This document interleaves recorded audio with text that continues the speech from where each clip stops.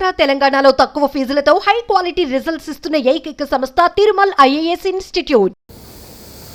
అబ్బా గులాబ్ ఆసన్ లేదు కానీ ఇప్పుడు లైలా సినిమాకి వచ్చిన మంచి ఫ్లేవర్స్ ఉన్నాయి. ఇక్కడ ఒక్క ఫ్లేవర్ కాదు, అగో మల్లెతీగ లెక్క ఆకాంక్ష కూడా ఉన్నది, పక్క పొంటి జర డేంజర్ ఉన్నది.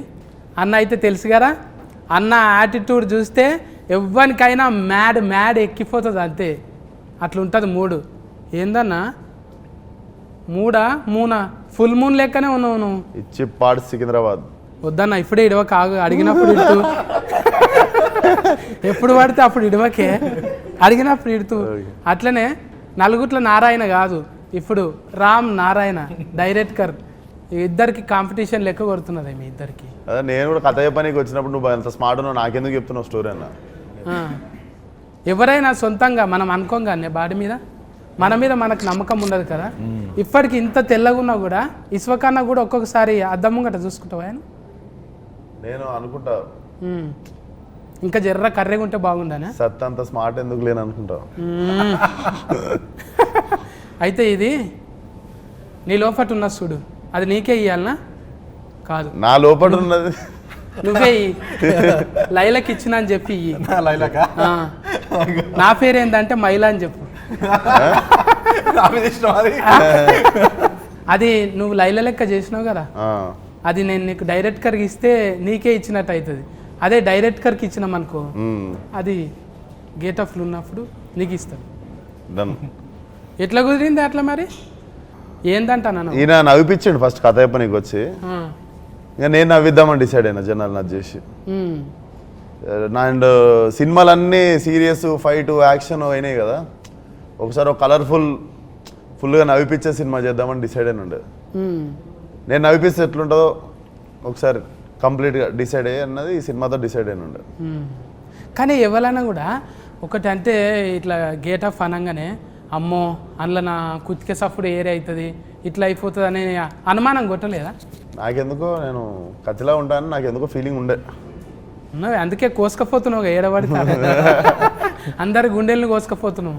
ఇక్కడ కాదు, జై బాలయ్య అన్న కూడా నీ పేరే తలుస్తాడు, మళ్ళీ ఇక్కడ మెగాస్టార్ సార్ అన్న కూడా నీ పేరే. ఇట్లా చేస్తావు? అట్లా ఏమైనా తాయితలు కట్టుకొని పోతావా?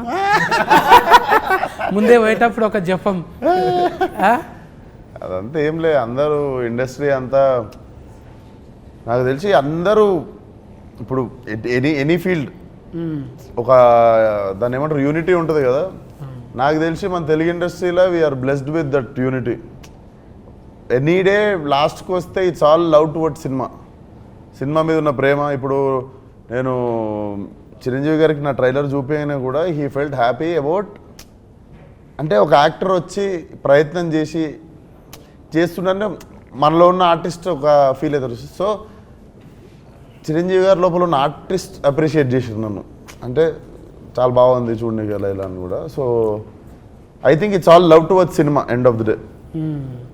అడుగుతున్నారు గాను, నిన్న మొన్న ఇంటర్వ్యూలకు పోతే అందులోకి గేట్లకు పోయినావు లేకుంటే కాంపౌండ్లోకి పోయినావు అంటే, నాకు కాంపౌండ్ అంటే అది గుర్తుకు రాలేదు.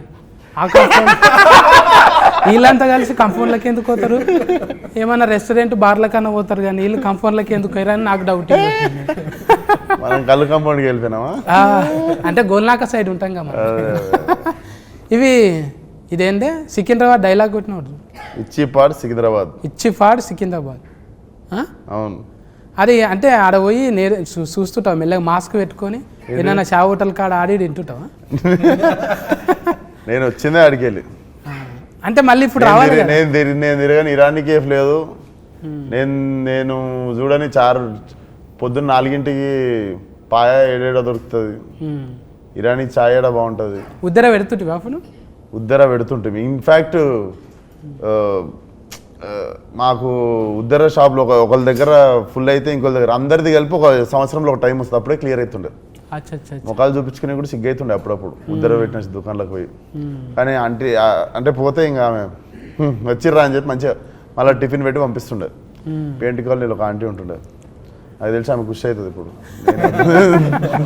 ఇప్పుడు.